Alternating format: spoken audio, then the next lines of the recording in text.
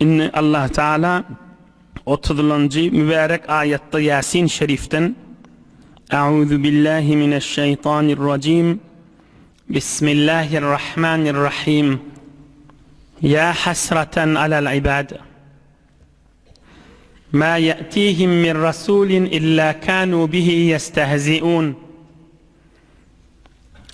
Ah ökünçlük bolsun bicire adamlara.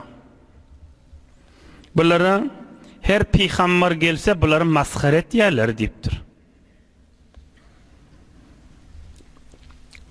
Alam yaraw kam ahlakna qablahum minel quruni annahum ilayhim la yarciun.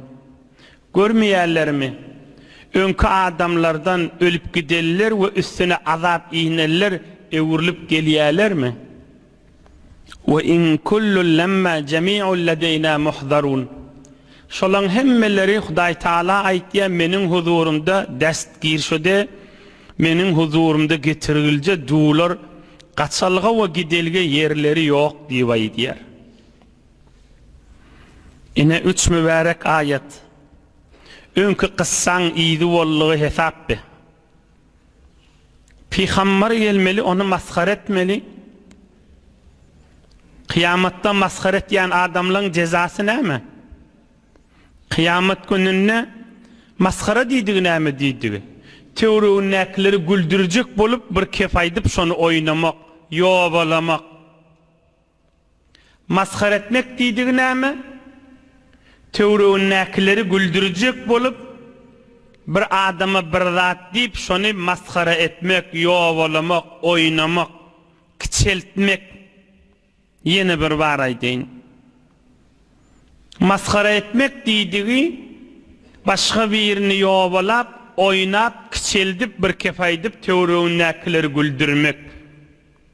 Hudaý Taalaň halymyan, süýmeýän kılıgynyň birisi. Bu adamlar biler kafirmişdikler, peygamberleri maskara etýänmişdikler. Bir zat aýdyp teoriyanyň näkleri güldürýänmişdikler. Maskara etýän adamlaryň jezasy kıyamet gününde hay adamla diýjekler şo maskara etýän adamlara. Gelin cennete girin diýiljek, cennetin gapsy açykdy. Ýortuk girjek bolanyna cennetin gapsyny ýapjaklar, ýediňize gidin diýip.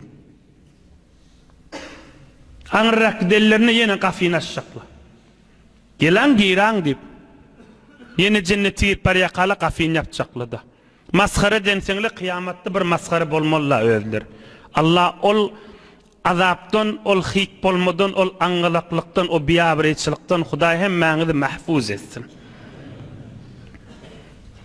Femen ya'mel miskale zerratin hayran yara ve men ya'mel miskale zerratin şerran yara.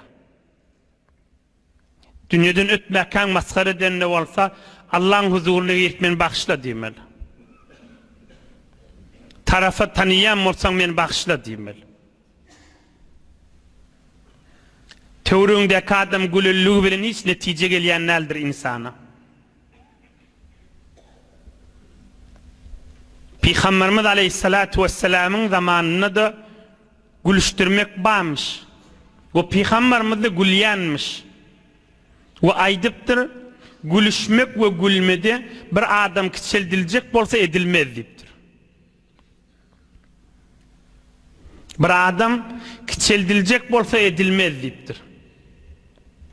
Ve bir adam kiçeldilmese de şuhy da bolsa az bolsun diýipdir. Uzak bolmaly, kän bolmaly diýipdir. Onu öz bernamaň etmeliler, etýän işiň bir şo bolmaly.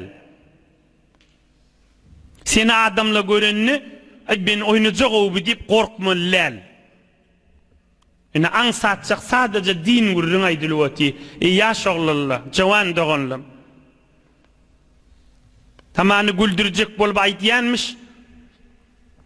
Biz oğlan vaktimizde, biz hadir de oğlan. Yaşımız kiçenrakka, 8-9 yaşımızdaka, kişicik bir kidani oğlancık bir yana barsa, teorekten bir kepler aydılıp gülüşülürdü, şu oğlanı maskara edilip. Allah söýmeýär onu. Başka kişi güldürecek bolup, şoňa bir zat aýtmak, ol Allah'ın mahluğu. Ozonlarda kan bolardy. Her mahallelerde, her üçmeliklerde, ulqan adamlarda da şonu ederdi. Hudaýa köp şükür inni ýok bolşypdyr ya ýok ol Hudaýa şükür. 15-20 ýyl mundan ozal kanny. Tükellerde oturşyklarda palanyň ogly palanyň akçygy gelse şoňa bir zat dip töwrüň näkli gülüşerdiler. Allah'ın söýmeýän zady be. Kıyamet gün perişteleň maskarasına giýranmasyn. Gel cennete giýri ver dip, cennete giýjek bolna gafyn ýap. Ogry ýylyňy diýilse, ol beter biderek hildir. Ursuwa hildir.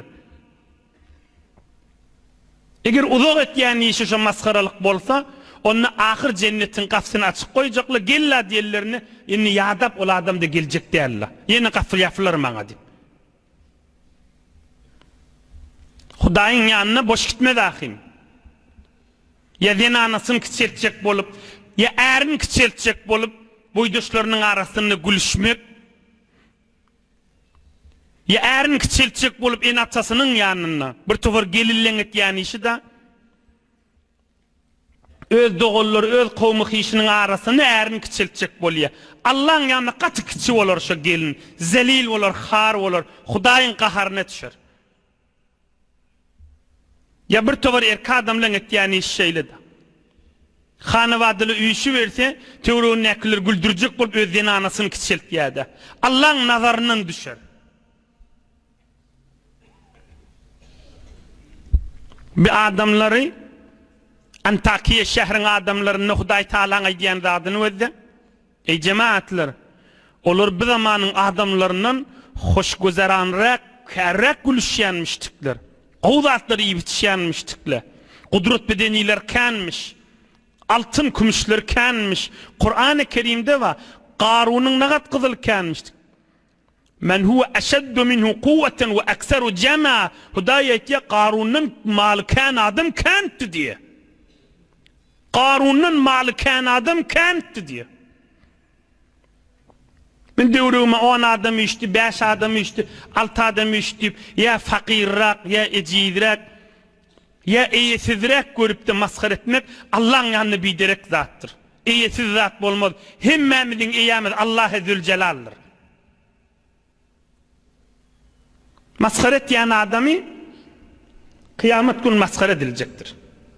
Bula bir dersi, yeni bir dersi, tamam peygamberler bir maskara edilipdir owasynyň adamsynyň. Ohum ak ýürek bilen nasihat etýänler de hükmen bir maskara etýän adamlaryň diline düşmeli. Näme boldy? Yani her kimde bir dogan garnaşyna ýylgyny nasihat etjek bolsa, wagt berjek bolsa, ýa hey sen beýtme da diýse, şoňa hükmen bir gülüşüljek da. Şon peygamberleri maskar etýänmişdikler da. Ohum maňa dogan garnaşym şey diýär dip ýüregini agyrtyp bermesin. Şon peygamberler de oýnapdyrlar. Bil adamlar sabretsin. Aýtsak da ýoly bilen bilip aýtsyn. Ýoly bilen, uğru bilen gidenini de men oýnap gülüşjek bolsalar, men aýdyp beren kefini öde dip gülüşseler, peygamberleri maskar edilýär diýerleriniň bir guşete uşy diýäm Allah.